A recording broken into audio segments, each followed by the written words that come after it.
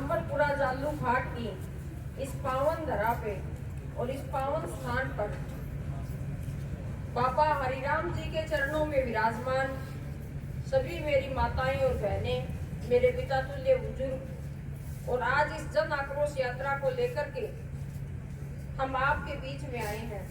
तो मंच पर विराजमान आदरणीय विधायक जी, प्रमोद जी, भाई शोपत जी, गरेवाल जी, सम्मानित मंच और अमरपुरा जालू घाट के मेरे पिता तुल्य बुजुर्ग, मेरे युवा भाई और कुछ माताएं और बहनें आगे बैठी है और कुछ माताएं और बहनें उधर भी बैठी हैं।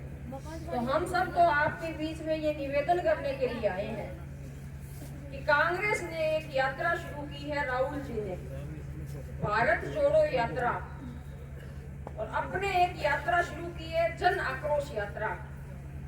तो कांग्रेस की सरकार से कोई पूछने वाला हो कि 65 साल हो गए आप लोगों को, और 75 साल देश को आजाद हुए हो गए, तो इन 65 सालों में आपने राज किया, तब भी आप भारत को नहीं जोड़ पाए, तो अब 1 साल में क्या आप भारत को जोड़ दोगे? तो मैं तो आपके बीच में ये निवेदन करने के लिए आई हूँ कि कांग्रेस के कोई भी कार्यकर्ता जब गांव में आए तो आप उनसे एक बात पूछना कि राहुल गांधी जी हनुमानगढ़ में एक सभा को संबोधित करने के लिए आए थे 4 साल पहले। तो उन्होंने एक वादा किया था जनता से कि 10 दिनों में किसानों का संपूर्ण कर्जा माफ करेंगे, और अपने गणित के ज्ञान का परिचय देते हुए गिनती को गिना था 1 2 3 4 5 6 7 8 9 10 दिनों में किसानों का संपूर्ण कर्जा माफ। और जो युवा भाई है, जो बेरोजगार है, उनको 3500 रुपए भत्ता देंगे। क्या किसी का कर्जा माफ हुआ? क्या किसी को भत्ता मिला? तो जो कांग्रेस की ये सरकार है, इसका काम सिर्फ और सिर्फ झूठ बोलने का काम है। झूठ बोल करके कांग्रेस ने सत्ता हथियाने का काम किया। जब हमारी राजस्थान में सरकार थी और माननीय वसुंधरा जी जब मुख्यमंत्री थे, तो हमारा राजस्थान अग्रणी राज्यों की श्रेणी में आता था विकास के मामले में। और आज जब ये कांग्रेस की सरकार है, तो चाहे महिलाओं पर अत्याचार हो, चाहे दलितों पर अत्याचार हो, चाहे कोई अन्य काम हो, हर काम में ये अव्वल नंबर पर आ गया है। अब आपने सुना होगा कि 4-5 दिन पहले लालगढ़ में एक बेटी के साथ कैसी घटना हुई।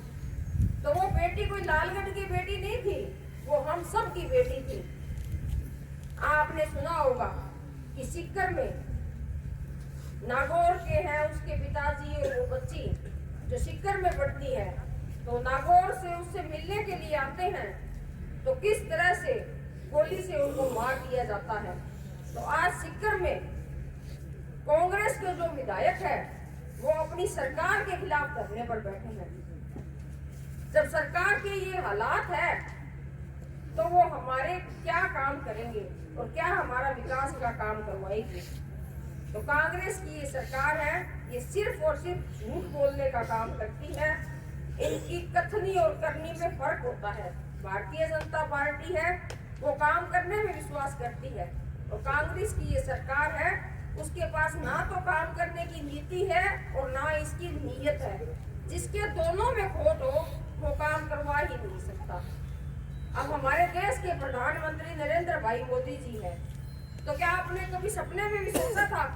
सब कहते थे कि जब भी चुनाव आते हैं तो झूठ बोलकर वोट लेते हैं, अयोध्या के नाम पर भी राम मंदिर बनेगा।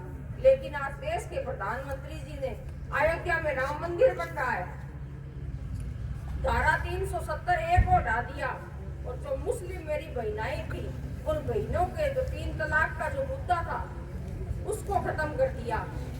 तो भारतीय जनता पार्टी ने ऐसे ऐसे काम किए जो कभी किसी ने सपने में भी नहीं सोचे थे। तो भारतीय जनता पार्टी तो काम करने में विश्वास करती है। तो जब भी आपके काम में कोई आए, तो आप उनसे इस बात का जवाब मांगना। हम तो आपके बीच में थे, आपके बीच में हैं, और आपके बीच में रहेंगे। 7 दिनों में 2 बार आपके बीच में, आपके काम में आते हैं। कोई खुशी का काम होता है या आप याद करते हो तो आपके बीच में आ जाते हैं, और जब कोई दुख की घटना होती है तो आपका दुख मिटाने के लिए आपके बीच में आ जाते हैं।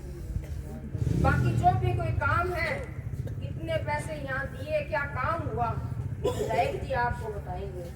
अब हमारे केंद्र की एक योजना चल रही है कि नल से जल, जो पूरे देश में चल रही है।